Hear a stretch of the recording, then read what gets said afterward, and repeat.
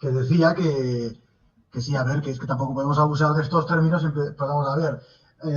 Es un poco por hacer la gracia, ¿no? Hay dos partidos en paleopolítica, los rancios y los rojopardos. A ver, son dos términos que se usan, pues un poco, pues eso medio de chiste, que no, o sea, lo de rojopardo, bueno, ya se sabe que ya lo explicamos aquí cuando hicimos el debate de cosas Nazgûl, o no sé si fue otro, que bueno, que hablamos de esto, que de rojipardismo se ha convertido pues en un insulto que es básicamente cuando no se atreven a llamarte fascista, pues te llaman rojopardo. O sea, cuando ven que lo de fascista es excesivo, ¿no? Porque, o sea, cualquiera que tenga, o sea, muchas ideas claramente izquierdistas, digamos, socialistas o de ese estilo, entonces, claro, pues cuando ven que sería, cantaría demasiado intentar llamar fascista, pues le dicen rojopardo. Entonces, eso lo tomamos un poco como chiste para, o sea, básicamente decir lo que Daniela nos llamaba, pues, progrerrancios, que viene a ser como pues ser modernos o modernistas, que diría Javier, pero que aún así hacemos muchas críticas a la modernidad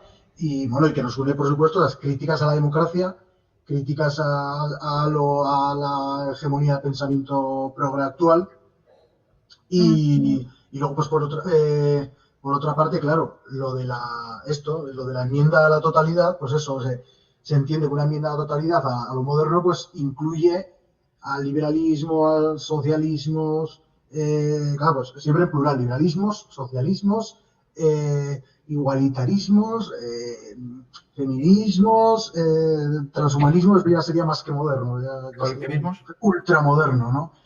También Y claro, se puede adaptar esa definición de Ledin, ¿no? Del defensor de una revolución pasada. Pero en ese caso el libertario también, o sea, el libertario clásico del Don't Trade on Me. Ese libertario también entraría en una especie de rojipardismo desde ese punto de vista, porque también estarías hablando o el fan de Trump, ¿no?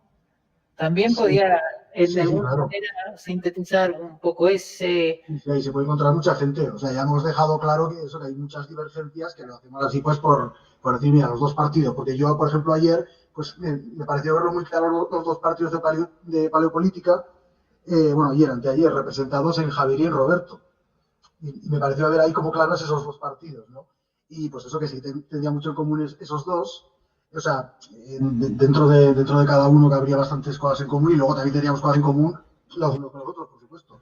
Entonces, por eso que digo, la enmienda a la totalidad, pues, por ejemplo, igual en Daniela, que siempre acuso de demonizar la democracia en exceso, la democracia tiene la culpa de todo y tal, yo digo, pues no tiene la culpa de todo y tampoco tiene por qué ser mala en todos los casos, como por ejemplo, y eso, que como decía Alberto, pues por lo que ha dicho, supongo que no está claramente eso en uno de esos dos partidos, porque claro, porque no hace esas enmiendas a totalidad.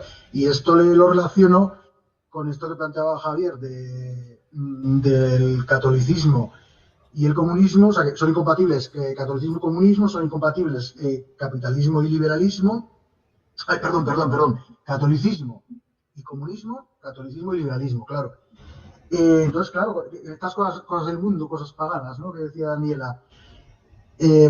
O sea, tú te estás moviendo en un mundo en el que hay socialismos, hay liberalismos, hay diversas ideologías, ¿no? Entonces, claro, para un católico, en principio, se supone que no podría ser liberal y no podría ser comunista, pero claro, podría ser socialista en un sentido más amplio, por ejemplo, o podría ser socialdemócrata, podría ser democristiano, pero claro, ahí está lo de la totalidad. ¿Qué pasa? Que ahora que su majestad... Sí, no, pero déjame acabar un momento, que si no me pierdo. Pero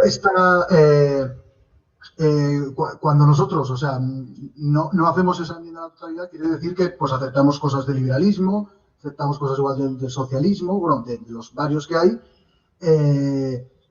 aceptamos cosas de las ideas modernas en general, ¿no? O sea, no lo criticamos todo, vemos partes más positivas, partes menos positivas. Entonces, claro, esto cuando hablamos de socialdemócratas o de democristianos o algo así, pues claro, es que esos tampoco podrían ser católicos porque, aunque no sean socialistas puros o comunistas puros, ni tampoco sean liberales puros, de todas maneras integran en sus visiones parte de las tradiciones liberales, socialistas. Entonces, claro, le preguntaría a Javier claro, que si nos ponemos así, al final el católico no podría tener ninguna ideología, lo cual entronca con esto que siempre destaco yo, de que me choca que mucha gente católica tradicionalista, cuando le preguntan cómo se define políticamente, dicen católico. Claro, son los mismos muchas veces que acusan al Islam de ser una religión política, a diferencia del catolicismo. Entonces, claro, ¿en qué quedamos? O sea, el catolicismo es una postura política, o si no lo es y no lo puede ser, entonces el católico, ¿qué postura política puede tener? O sea, no se le permite ser liberal o comunista, pero sí se le permite quizás ser socialdemócrata, que ya es, o democristiano, que ya integra el liberalismo y el socialismo, o lo asume en parte.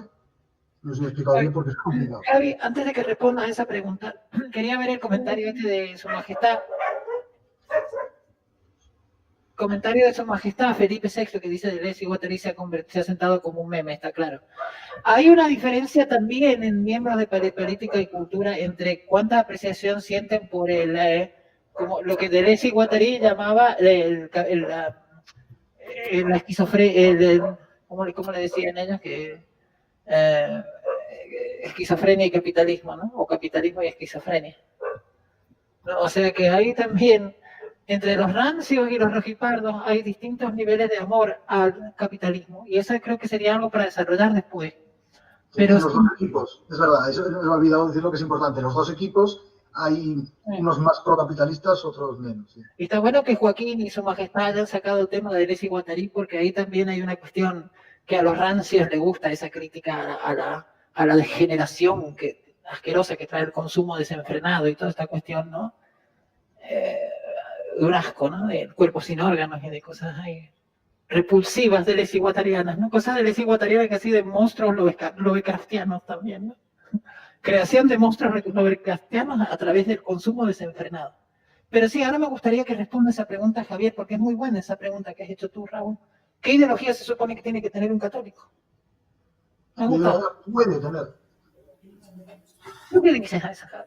A ver, déjame ver que acabo de apuntar todos en el chat los que había, entre socialdemócrata, demócrata cristiano, socialista, liberal, libertario, conservador, no sé si me queda alguno por ahí, nacionalista también, o sea, ahora mismo lo tenemos todo. Vamos a ver, el catolicismo no integra una organización política de gobierno. Entonces, claro, digamos así, cuando el catolicismo era la religión hegemónica, claro, no estábamos bajo la época modernista, no estaba la Constitución, no estaban los estados-nación.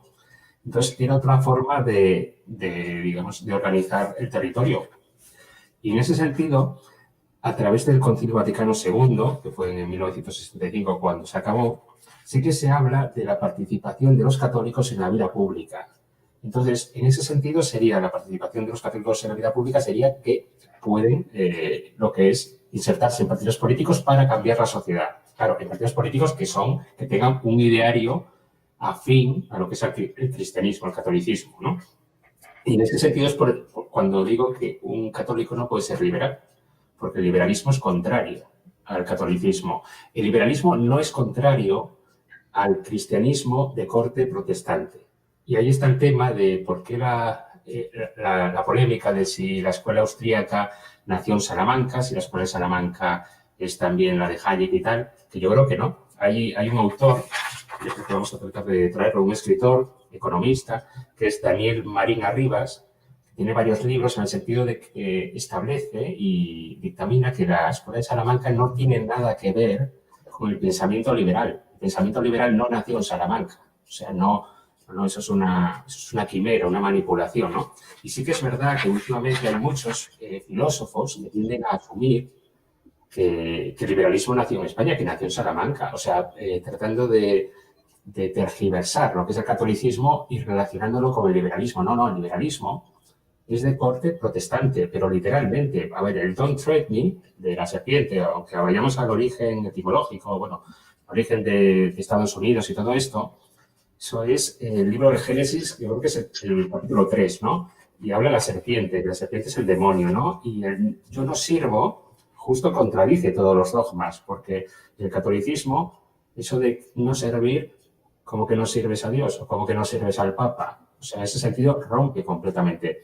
Pero contestando a lo que dice Raúl, ¿qué ideología o qué partido se puede votar? Vamos a ver, no puedes votar a ninguno que sea contrario a los dogmas y contrario al sentir católico. O sea, no puedes votar un católico hoy no puede votar ni al PP porque es abortista, no puede votar a Ciudadanos porque es abortista y a favor de la eutanasia, no puede votar al PSOE porque está a favor de la ideología de género y todo lo que acabo de decir antes, también a favor de la prostitución y, bueno, de la corrupción y compañía. No puede votar al PNV, que estaba a favor de la ETA, o movía el árbol, como decía Setién, y Nino Arzayus y otros cogían las nueces. No puede votar a RC, porque también es contrario al cristianismo. No puede votar a la CUP, que es anticristiano completamente. No puede votar, espera, a ver qué partidos, a Podemos, que es pro aborto, pro eutanasia, vamos, tremendo. ¿Qué partidos quedan? Pues queda el Partido Carlista, puede quedar Falange, puede quedar Vox. En algunos aspectos yo creo que por ahora no es contrario y se puede votar. ¿El liberalismo es pecado? El liberalismo. Claro, habría que ver por qué entendemos por liberalismo, pero el liberalismo está condenado 4 veces. Si eso no es pecado, vamos. Si eso no te decía por Vox. No, pero es que Vox, a ver, Vox es una amalgama de términos que básicamente es una oposición al gobierno. Luego es verdad que se definen como liberales, pero son contrarios al aborto, son contrarios a la eutanasia, digamos, defienden la vida humana, o sea, pasan lo concreto y es verdad que son coincidentes. Ahora, es verdad que se definen como liberales, también tienen un sindicato, por tanto, son socialistas, hay conservadores también, o sea, es un partido camión, es que lo lleva todo. O sea, habría que ir a lo concreto. Y a lo concreto no es a favor del aborto, es contrario a la eutanasia, o sea, en ese sentido. Javi, ¿qué piensas por ejemplo, de Huerta del Soto? Huerta del Soto, yo lo considero una persona, por ejemplo, que está dentro de los ambientes más libertarios, digamos, más extremos, en el sentido de que como buen libertario honesto no cree en la democracia. Pero yo creo que un libertario honesto no puede creer en la democracia. Un libertario que cree en la democracia no es honesto, no es libertario. O es otra cosa, que se llame a sí mismo lo que sea, que se llame a sí mismo liberal clásico. Liberal clásico es demócrata. Un libertario que juega en el juego de la democracia o es un kamikaze que sabe que va a ir depredador, o es un progre que no le importa seguir la corriente de un tipo como el Partido Libertario en España, ¿no? Un tipo que no le importa seguir la corriente de estar a favor de todas las cosas modernas, ¿no? Pero yo es que el problema que le veo al Partido Libertario, pues primero porque no saca votos, no lo vota nadie, luego también es porque, a ver, el concepto de libertad que maneja el liberalismo no es el mismo que define el catolicismo. El catolicismo te va a decir que básicamente pues, utiliza la definición tomista, ¿no? Que es una potencia del intelecto y la voluntad para hacer el bien y evitar el mal, con la ayuda de la gracia. Eso es la libertad, desde el punto de vista católico. Claro, según el punto de vista liberal-libertario, ¿qué es libertad? Pues es escoger sin coacción. Pues evidentemente no guarda relación. O sea, puedes escoger sin coacción y puedes escoger el mal. Y eso no es libertad para un católico o para un cristiano. No. Entonces, en ese sentido, manejamos conceptos completamente distintos. Cuando esta gente te dice, no, estoy a favor del aborto o de la eutanasia porque yo decido. Como que tú decides. Pero ¿de qué me estás contando? No, como que tú decides. Tú estás bajo el mandato divino. En ese sentido, tienes que ajustar tu vida, tus actos, a lo que Dios prescribe. Entonces, por eso el liberalismo está condenado en ese sentido. ¿Por qué? Porque va por libre. El ir por libre quiere decir, no quiere decir que vas por libre escogiendo el bien. No, es que rechaza a Dios. Rechaza a Dios cuando quiere rechazarlo porque quiere seguir sus pasiones egoístas o sus instintos o sus pulsiones, ¿no? Que dirían los estoicos, ¿no? Entonces, por ese camino, no es elegir el mal no es libertad. Es que para ser libres hay que escoger necesariamente el bien. Es que no hay libertad para escoger el mal, en ese sentido. Entonces, son conceptos totalmente contrarios. Cuando una persona me viene y me dice, yo es que estoy a favor del aborto, dice, ¿pero por qué? Es que es mi cuerpo, yo decido. Perdona, ¿qué dices? Pero que no es un órgano tuyo, que no es un órgano, que es una carga genética diferenciada. O sea, es que son comportamientos, pero es que, por ejemplo, en el aborto, yo utilizo el aborto siempre, sí que es un tema clave que no hay equidistancia. O sea, no hay una posición neutra, no hay una posición, no sé, como Suiza en la Segunda Guerra Mundial, que vas de neutro. No, aquí es o a favor o en contra. Entonces, muchas veces en el canal sí que es verdad que en multitud de temas decimos es que jugar a una opción o su contraria parece que estamos jugando con el tema de izquierda y derecha, ¿no? Que es el juego del modernismo para mantener el sistema y mantenerlo exactamente igual. No, pero es que hay temas en los que es o lo haces bien o lo haces mal. El no hacerlo bien implica que lo estás haciendo mal. Y luego también quisiera hacer un matiz. Vamos a ver, el tema de la democracia, el problema de la democracia es que no gobierna el pueblo, que es como dice, no, democracia, o sea, el gobierno del pueblo. No, gobierna, hay una masa el pueblo, la masa, no dirige, sino que son una serie de individuos los que manipulan la masa, controlan. Son como dice, está aquí Bruno, como dice Alberto también, el tema de las élites. Al final son élites intelectuales, son gente que va por sus negocios. Si fuera todavía gente honrada, gente buena, pues vale, pues estaría muy bien. Pero es que la élite va a sus negocios espurios, o sea, le da igual a la gente en ese sentido. Entonces, la democracia no es que sea, la hayan pervertido, es que es un sistema fallido. O sea, desde los griegos hasta ahora, que han pasado más de 2000 años, nunca ese sistema de gobierno dio buenos frutos. Entonces, hay que asumirlo. Hemos hecho un montón de programas aquí hablando de la democracia. Creo que lo que más marca de política. Pero le voy a dar la palabra a Bruno, porque Bruno lleva un ratito ahí callado y ha entrado hace un rato. Y ahí lo has mencionado también, Javier. Así que, hola, Bruno. Hola, ¿qué tal? Feliz año a todos. Y nada, entraba hoy pues viendo el tema del que se está tratando y quizá no sea yo el especialista en estos temas, pero más bien vengo para derribar los principios de partida, ¿no? Porque, bueno, el tema de los dos bandos, a mí los dos bandos sí, se ve algo así, Uno no sabe bien cómo definirlos. A mí se me ha ocurrido que uno de ellos serían los reformistas y otro de ellos los revolucionarios. Reformistas, porque, por ejemplo, el equidistante o Roberto, pues son reformistas en el sentido de que creen que vamos en el sentido civilizatorio, ¿no? Desde la Revolución Francesa, desde la Ilustración, en el sentido de eso, de una razón equidistante, o Roberto, pues de una, qué sé yo, una comunidad universal o qué sé yo, derechos humanos y estas historias, son reformistas. No están, les pica un poco, les molesta la sociedad en la que vivimos, pero bueno, en realidad lo que quieren es razón y que todo vaya. Son optimistas, son reformistas. Y el resto son simplemente revolucionarios, aunque no quieran hacer la revolución porque se caguen. Quiero decir, que no necesariamente están por hacer la revolución, pero están convencidos de que hay otra cosa mejor y que, por principio, la sociedad en la que vivimos o los principios que se dan por hechos, que son los de la modernidad y no tanto los de la posmodernidad, pero que siguen funcionando, pues que no son correctos tampoco, ni los de la posmodernidad ni los de la modernidad. Entonces yo dividiría en esos dos. Luego, pero bueno, que revolucionarios no es muy satisfactorio porque no van a hacer la revolución y yo en principio pues no la está haciendo ni Dios aquí, ni nosotros ni nadie, entonces... Es que yo no sé si llamarlo revolucionario o llamarle la resistencia, ¿no? Una cosa así pretenciosa, porque es como una cosa pretenciosa, pero que tampoco va a ningún lado, porque si lo piensas tampoco vamos a llegar a ningún lado. Podemos hacer introspección, podemos cambiar el mundo desde fuera hacia adentro, pero de dentro hacia afuera está complicado. Entonces nos quedamos ahí, como dices tú, Bruno. Eso es muy cierto lo que ha dicho Bruno.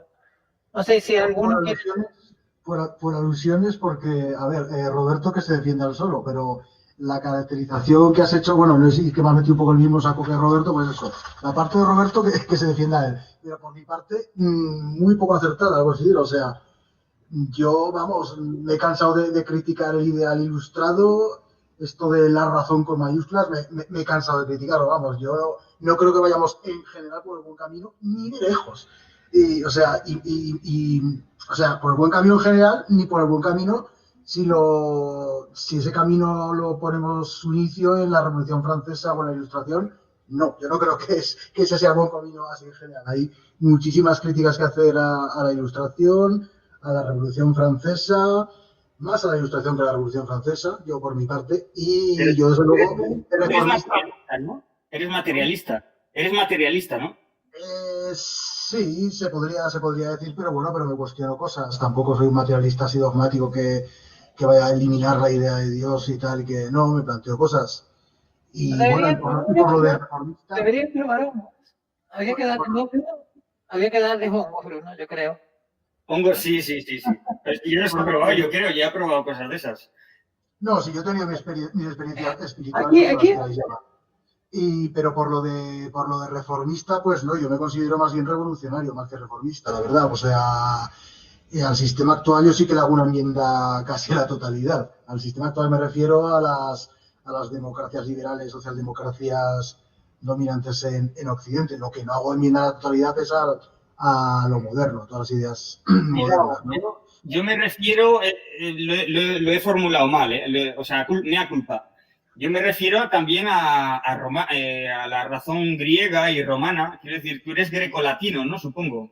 Entonces, bueno, claro, solo que hay, si ponemos ahí el criterio, entonces Javier Bustos también, claro, cambia de campo. Es que es difícil, porque cuando cambias un criterio hay que meter a unos que antes no estaban. Digamos, la razón greco-romana, por un lado. O sea, los paganos hay como dos fases. Y en el medio se crea una tercera interfase. Aquí está la fase pagana. Aquí está la fase jacobina y en el medio están los grecorromanos. Y entonces tú, digo yo, tú, Raúl, estarías en la fase intermedia, que sería grecorromana, pues algo así, quizá, a ver si he acertado. Bonita esa metáfora. No sabría decir, no sé muy bien lo que es grecorromano, más allá de haber nacido en Occidente, ¿no? Bueno, en Occidente... Creo que entiendo lo que quiere decir, no está bueno lo que dice. También es bastante grecorromana. Me gustó lo que dice. Claro, es que lo grecorromano y judeo-cristiano, pues, claro, es algo muy amplio que yo lo entiendo como pues, lo que se asocia con Occidente o incluso con Europa en general. Entonces ahí ya no sabría decirte. O sea, yo te digo la verdad. Pero no soy así. Bueno, critico la ilustración de la. Ya te digo, más de la ilustración que de la revolución francesa y de las revoluciones liberales y esto. Más de la parte teórica que de la práctica, quizá. A mí la sorpresa del día ha sido que el obispo no sea monárquico, me llamó la atención. Eso porque, claro, o sea, después de las críticas que hemos hecho al sistema democrático, ¿qué otro sistema puede haber? Si cambiamos el ser humano por otro ser, quizás pueda funcionar el marxismo mismo, fíjate. No estaría mal. Entonces si me dice, vamos a cambiar toda esta gente por otra gente y vamos a poner el marxismo. Con esta gente sí que va a funcionar. No mismo te lo creo, pero con la gente que tenemos en la humanidad ahora no va a funcionar. Entonces, por eso, estaría bueno, a lo mejor que inventen. La cuestión de Hitler, ¿no? Planteaba inventar un humano nuevo que pueda ser socialista, y que lo tenía claro. Para que sean socialistas tienen que ser todos bonitos, todos igualitos, todos... El nazismo fue el último progresismo. Sí, apunto por ahí para así. Y progresismo, pero de los ambiciosos, de los muy ambiciosos. Sí, total. Entonces, no sé, ahí creo que le toca, porque esa pregunta, eso que dice Enrique es para que lo responda Javi, yo creo.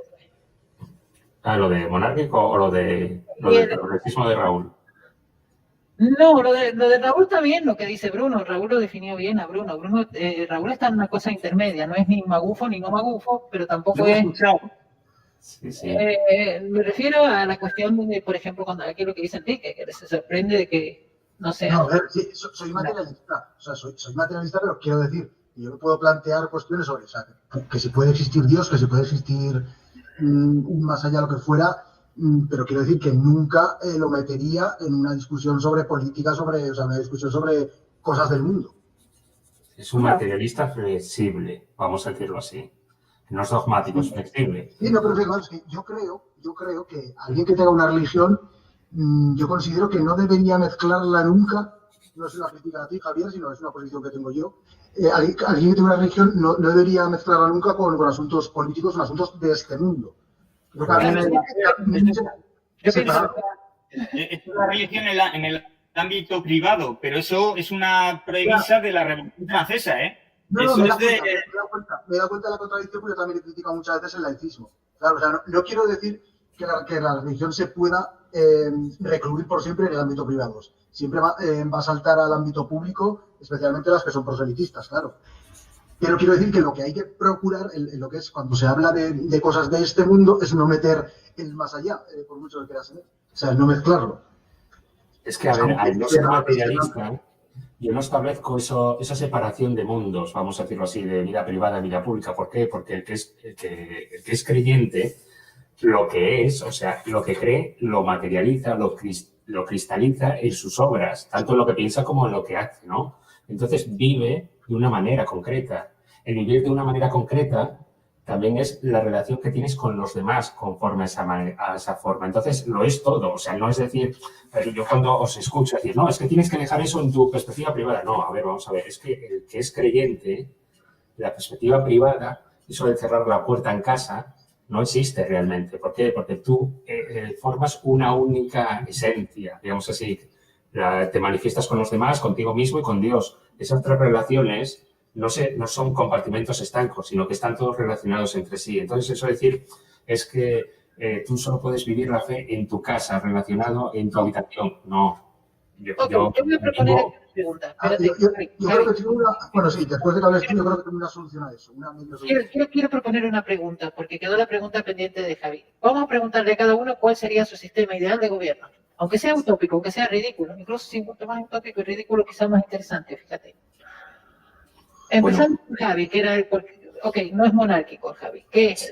Solo para faltar, perdonad, solo para aclarar esto y para que no se nos mezcle con otro tema. Yo creo que la medio solución a esto que planteas, Javier, sería que, a ver, o sea, claro, la religión la puedes expresar públicamente. Yo considero que lo honesto sería expresarla públicamente en el ámbito de la teología, en lo que es la Eucaristía, ¿no? Bueno, en otras religiones, o sea, lo que es los ritos, porque ahí te juntas con otros creyentes. Entonces, pues eso, en el ámbito social sería, digamos, bueno, y todas las organizaciones religiosas y quizá, pues, o que sí que, bueno, claro, hacen proselitismo, ahí estaría quizá el problema del proselitismo, ahí es donde habría que hilar muy fino, habría que debatir a fondo, pero, pues eso, cuando se habla de política, cuando se habla de cuestiones científicas, de ciencias duras, de ciencias sociales, yo creo que ahí no habría que meter en ningún lado la religión, por muy creyente que seas. Otra cosa es que en tu actitud hacia el mundo sí que influya esa visión religiosa, que es otra cosa. Pero a nivel intelectual, a nivel argumental, yo creo que lo más honesto es no meterlo ahí. Y, pues eso, en el ámbito intelectual estarías, yo creo que solo en la teología. Sí, bueno, yo ahí tampoco quiero monopolizar el debate, pero soy totalmente contrario a esa propuesta, básicamente porque tú no la cumples.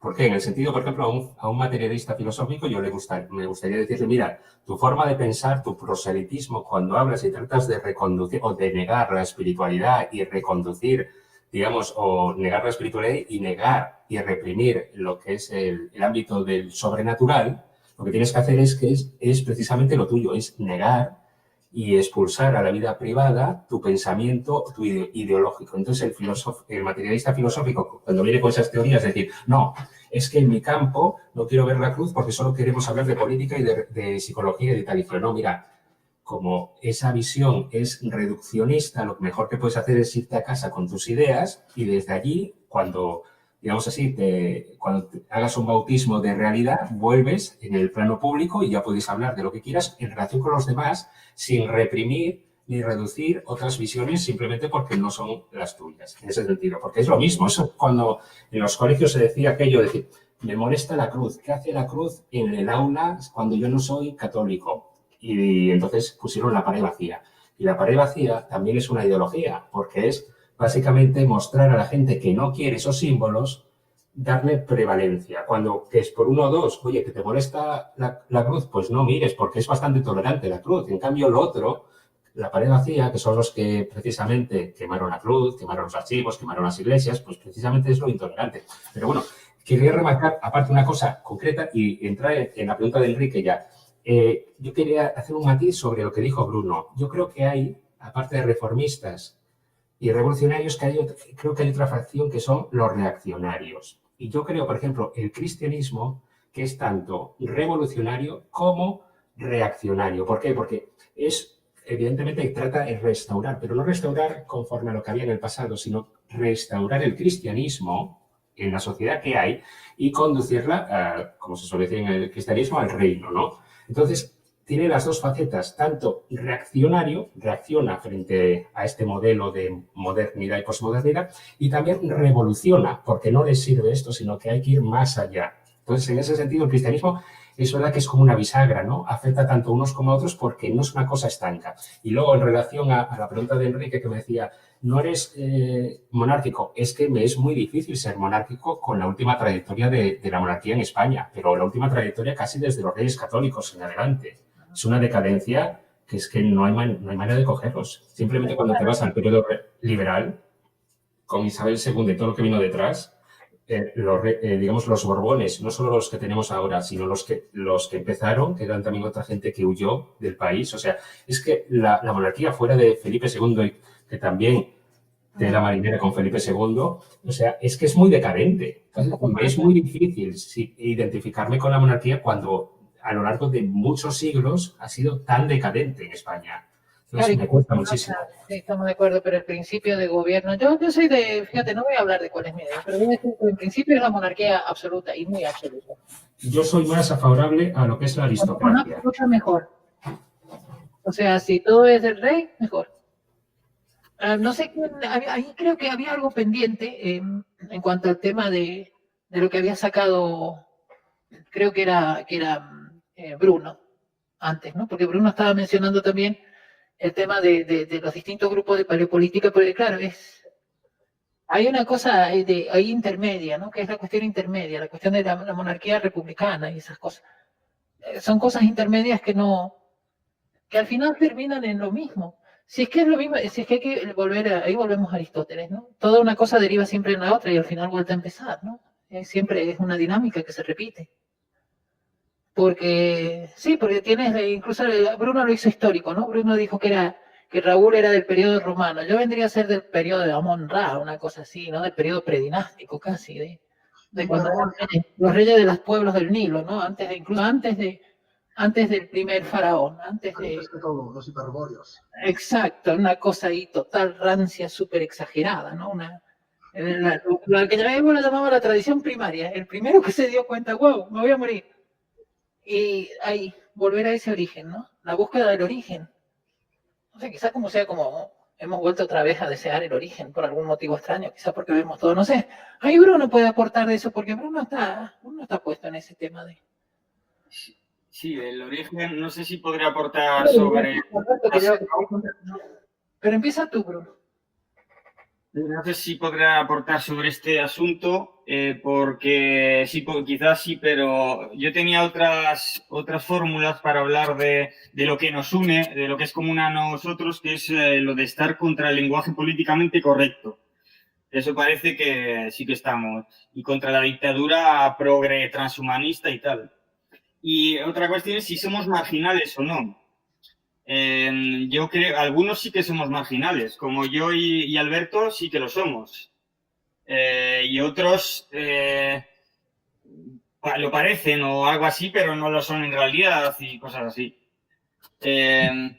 Vamos, que hay más marginales que otros. Y yo es que entre Alberto y Roberto, que Raúl decía que había detectado en ellos esa diferencia, pues no sé si podría... No, si más podría... con Javier, Roberto y Javier. Roberto y Javier. Ah, vale. Sí. Claro, eso es la pura religión, claro, sí, el tema de la religión, sí. Claro. Sí, ahí son radicalmente distintos. Incluso a Alberto, que a Alberto le voy a dar la palabra ahora, porque es verdad, lo tenemos callado. Sí, yo solo quería, que llegado como a cierta conclusión, que bueno, que era muy fácil de llegar, ¿no? Con lo que decía Javier, de que también los ateos hacen proselitismo, claro. O sea, es verdad, pues viendo precisamente al materialismo filosófico, la armonía no es posible. O sea, siempre va a haber momentos de conflicto entre el proselitismo ateo y el proselitismo de las diversas religiones. O sea, no se puede evitar que va a haber choques, va a haber conflictos. Solo eso. Claro, y más con la democracia, porque con la democracia tú fíjate que con las cuestiones monárquicas, como las antiguas monarquías del Egipto antiguo, fíjate, los problemas políticos no existían, porque si tú creías una cosa y el otro creía otra cosa distinta, las dos eran válidas porque eran la de cada uno, no había una competencia de poderes. Hay veces que la competencia de poderes, pero la competencia de poderes a nivel individuo, o sea, mi ideología como individuo está en competencia con tu ideología como individuo, está en guerra con tu ideología como individuo. Sí. Esto de los liberales, esto de que no se puede imponer nada, eso es un cuento. O sea, al final siempre hay unas ideas que se imponen sobre otras por la fuerza y se acabó. Exacto, pero le han hecho creer a los gente, a los peleles, a los pobres, les han hecho creer que su ideología es muy importante, que ellos son muy importantes, ¿no? Que pueden escribir en Facebook, ¡guau, mira, Piñera, no sé qué! Y ¡guau, qué maravilla! No es un genio, es un líder de opinión. Entonces, todo ese tipo de cosas que están surgiendo ahora, ¿no? Que son como una ensalza. Esa es la cuestión. Ahí volvemos a Deleuze y Guattari, ¿no? Vamos a dejar a Deleuze y Guattari. A ver, antes de volver a Deleuze y Guattari, ¿qué habla Alberto? Vale, bueno, me gustaría decir que, bueno, no sé, yo no creo que sean pura religión. O sea, yo creo que la religión es una parte muy importante de la sociedad, o por lo menos de lo que debería ser la sociedad para que no se descompusieran los valores. Cosa que me parece evidente, dado que las sociedades sin religión son unas sociedades en las que la degradación y la descomposición de los valores es cada vez más acuciante. Pero yo la verdad es que opino que los seres humanos tenemos la razón como nuestra pierna derecha y la fe como nuestra pierna izquierda. Y con ambas piernas caminamos en este mundo. Tan sencillo como eso. No creo que la fe tenga que estar una por encima de la razón ni la razón por encima de la fe. Ambas tienen que colaborar. Sin más, es que si no, no podemos caminar. Nos vamos tropezando todo el rato. Y más que nada es eso. Y luego, bueno, si hace falta hablar de los orígenes, yo siempre me va a gustar hablar de la historia de Marduk y Tiamat, que nunca me la dejéis contar, pero si queréis yo la cuento. Es un poco larga, o sea, que es un cuento, es una mitología, es una cosmovisión, que es lo más original, el origen en realidad de la civilización humana. Y es el imperio sumerio y el asunto de que el emperador ha de ser un buen Marduk y todo eso, y el emperador desnudo al que bofeteaban por ser un mal Marduk y esas cosas, una vez al año y todo eso. Eso siempre me ha divertido mucho. Pero respondiendo a la pregunta de cuál sería mi modelo político ideal, mi organización política ideal, para mí la respuesta va a ser siempre la misma, es un imperio panárquico. Sería un imperio en el sentido de una alianza de pueblos hermanos y panárquico en el sentido de que el modelo de gobierno no tiene por qué ser el mismo para todos, sino que puede ser diversas variedades, una cantidad enorme de virreinados, cada uno con su forma de gobernar que es la más adecuada para la zona y todas entendiéndose entre ellas en una red. Eso es lo que a mí me gustaría. Es muy utópico y todo. Es buena la idea, porque fíjate que, claro, una cuestión imperial siempre lleva a los pequeños líderes o reyes locales, ¿no? Tienen los pequeños, cada zona tiene su principado, su condado y sus distintas. Digamos que cada zona se conoce a sí misma y sabe cómo manejarse a sí misma, ¿no? De hecho, en teoría, yo creo que la cuestión a la que lleva, la cuestión mística de entender el orden como algo, eso creo que lo he hablado contigo, Alberto, entender el orden como algo cósmico, ¿no? Algo cósmico, digamos, vertical. Si entiendes eso de esa manera, tú te comportas dentro de un autogobierno que forma parte de un gobierno superior a un gobierno superior, como las muñecas rusas, ¿no? Entonces no tienes que preocuparte, porque todo es como tiene que ser. O sea, se da por inercia propia de la misma naturaleza, ¿no? Debiera. Sí, yo ahí... Esto es una cosa que comentó el otro día Bruno por ahí en el Discord de Paleopolítica y Cultura, el asunto de que yo lo pienso de esta manera, que también lo comenté, lo dejé en un comentario aquí del YouTube, que digamos, no es un asunto del destino, pero digamos que hay una línea de acontecimientos, de acciones y reacciones. Y es lo que es el asunto de la aceleración y de la desaceleración. La desaceleración, digamos que es una cosa que produce sufrimiento, es un sufrimiento, digamos, innecesario, porque no puedes evitar las consecuencias de las acciones. En cambio, si lo que intentas hacer es acelerar, en realidad estás disminuyendo al máximo el sufrimiento. Entonces, un poco sería eso. Más que nada, no tener miedo. Eso estaría bien. Sí, en realidad se trata de eso, de perder el miedo. Porque es el miedo lo que te hace actuar de forma agresiva. Eso con los animales se ve.